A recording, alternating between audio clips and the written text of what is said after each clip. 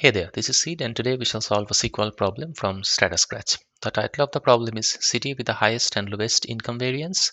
The title is a bit misleading because it doesn't talk about incomes, it talks about orders and the amounts. But nevertheless, let's have a look at the input tables first and understand what the data is like. Then we shall come back to the problem statement and try to understand the problem.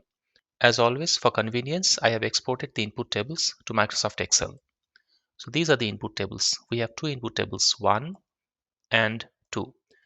As you can see, the input table 2 is a simple lookup file. It helps us to get the name of a city from the ID of the city. So we shall not really worry about this input table 2 till the very end when we use this as a lookup table to get the name of the city from the ID.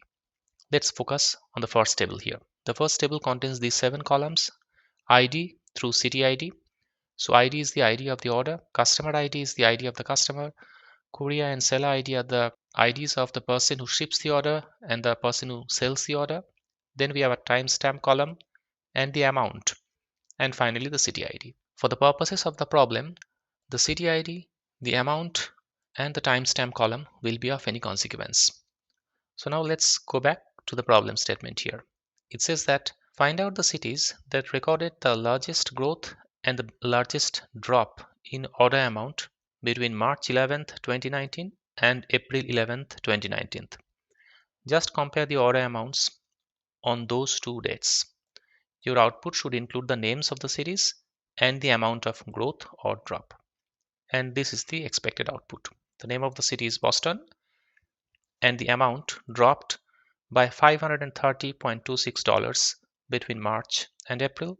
And the city with the largest increase is Seattle. The amount increased by $192.74 between March and April. Now let's go back to the Excel file and try to solve this problem in Excel. So as we understand, what we have to do is for each of these city IDs, we have to get the total amount for March and the total amount for April. And then we have to calculate the difference between those two. That is what we have done in this intermediate table. So this intermediate table has two date columns, 11th March and 11th April. And then along the rows, we have the city IDs 43, 44, 47, and 49.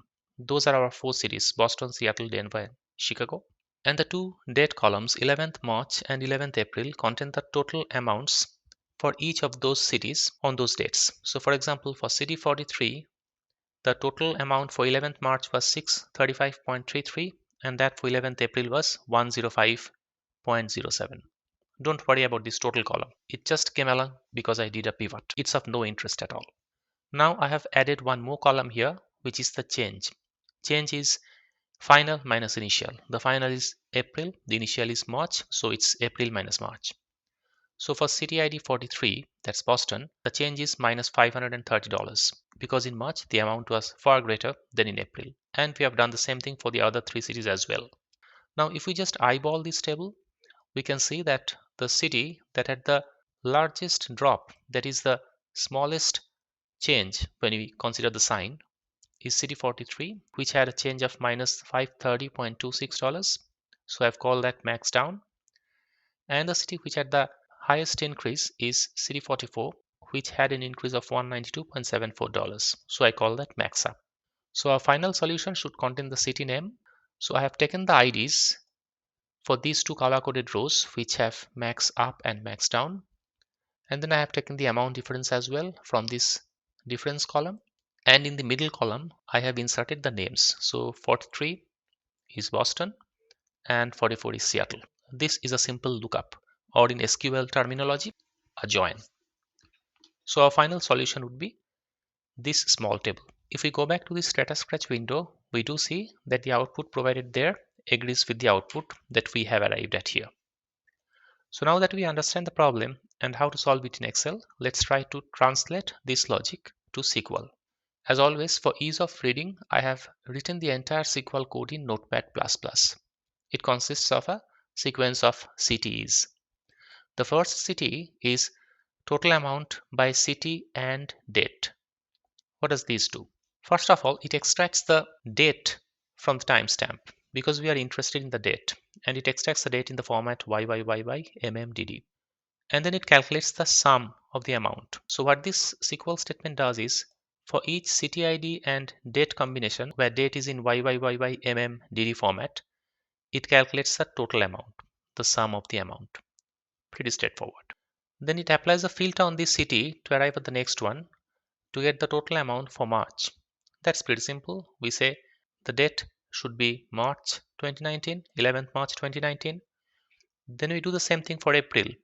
We again take the initial CTE and apply a filter on the date column saying that the date should be 11th of April 2019. So now we have our March and April total amounts by city ready.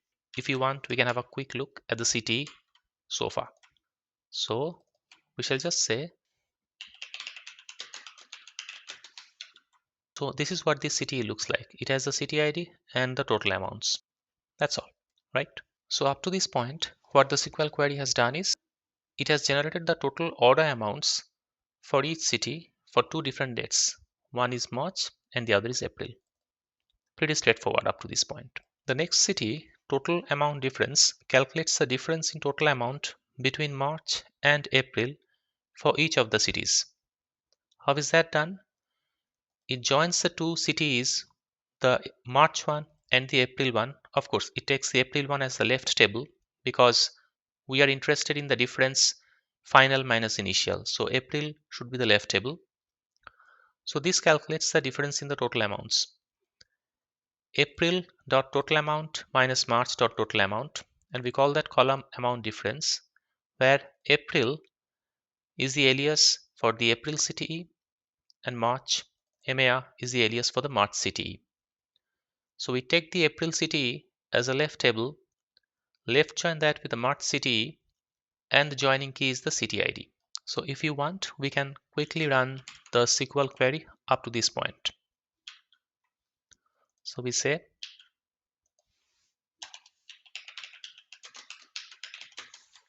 select star from this CTE and you see the output, city ID followed by the amount difference. This is April total amount minus March total amount. So city 43 has minus $531.26, city 44 has 192.74, and so on. Going back to the SQL query, the next city calculates the min and the max of the differences.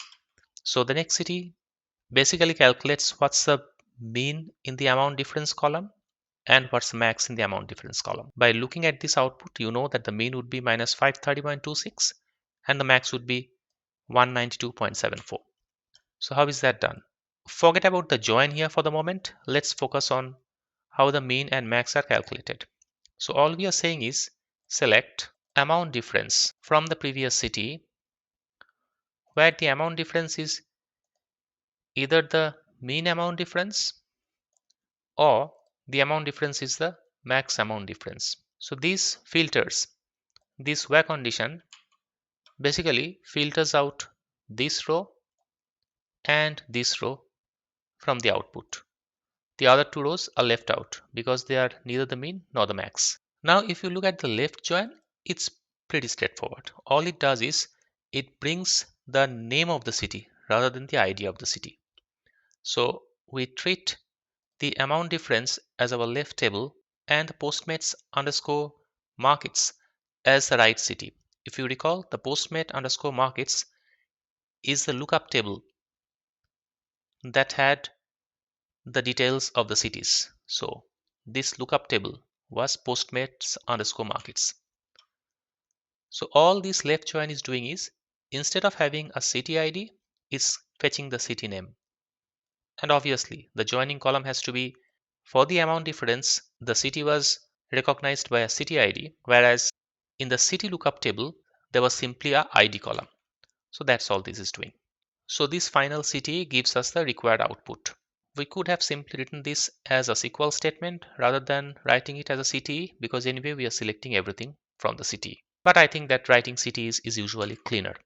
So now if we take this complete query and run it in the SQL editor of StrataScratch, we see that our output agrees with the output provided by StrataScratch. So I hope that I was able to explain this problem to you. I'll keep coming back with solutions to more SQL problems from StrataScratch. Till then, please stay tuned.